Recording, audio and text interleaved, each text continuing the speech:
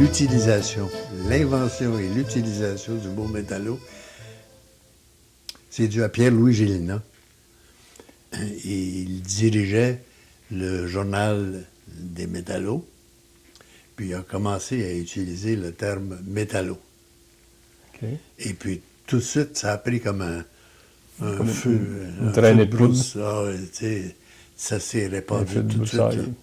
Le nom du journal a même été modifié, devenu métallo, mais c'est devenu le terme courant. Le terme courant très, très, très rapidement. La première fois que j'ai entendu parler du terme métallo, j'ai dit, coudonc, c'est une importation française. Oui. Ça n'a aucune résonance ici au Québec. J'ai pas vu ça d'un bon oeil. Non. Ah non? Non. Mais en dedans de quelques jours ou de quelques semaines, la popularité de ça est devenue extraordinaire. Alors là, j'ai trouvé que c'était une bonne idée. L'espèce d'autonomie qu'ont acquise dans les faits les métallos du Québec, ça doit être assez unique, ça. Dans la situation américaine des métallos, les districts, c'est le regroupement de syndicats locaux par région. Mais ces régions-là, le district, ça provient du syndicat des mineurs. Les mine workers, c'est les vallées de production de charbon dans les montagnes des Appalaches. Mm-hmm. Ça, c'est une tradition britannique. C'est les régions des puits de mines où les mineurs s'identifient à leur mine et à leur région. Mm-hmm. Alors, le district est vraiment l'unité fondamentale des syndicats de mineurs de charbon. D'accord. Le président du CIO était aussi le président des métallos, Philippe Murray. Mm-hmm. Alors, les districts des métallos ont toujours eu la trace de leur origine, c'est-à-dire des régions extrêmement autonomes. Mais au Canada, c'était l'identité canadienne. Ah, c'est vrai. Et qui n'était pas un district. Il y avait deux districts, un pour l'Ontario et l'Ouest, et l'autre pour les Maritimes et le Québec. C'était une époque aussi où il se passait bien des choses au Québec. Puis ça avait peut-être plus senti le besoin encore là, de bâtir comme vous l'avez fait. Ça a commencé avec Pat Burke. Parce que Pat Burke avait fait un travail extrêmement vigoureux et efficace dans le nord-ouest du Québec, dans les mines.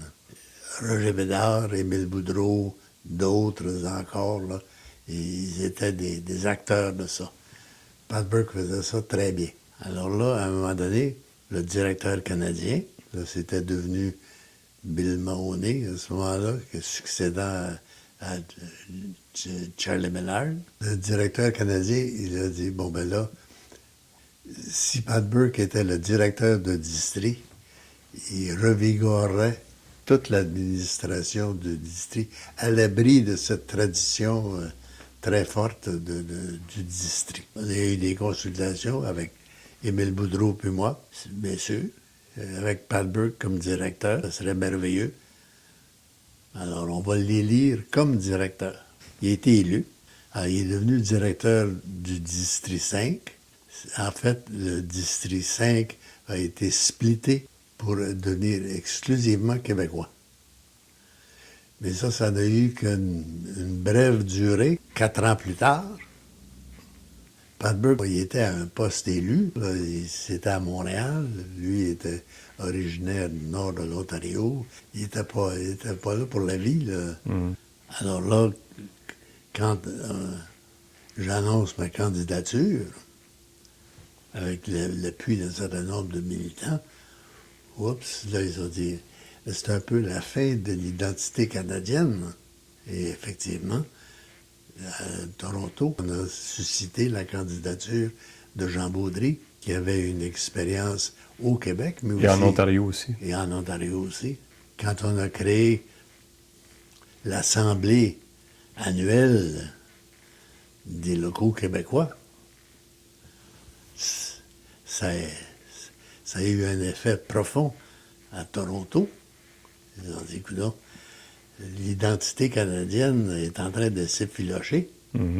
Pourtant, l'Assemblée annuelle au Québec, c'était quelque chose qui existait déjà dans les locaux, dans les districts américains. Mais au Canada anglais, ça n'existait pas. Non, c'était juste la réunion canadienne. Alors ça n'a pas passé comme une lettre à la poste. Ça, c'est l'Assemblée annuelle des locaux québécois. Est-ce que c'est sous ta direction que ça... Oui.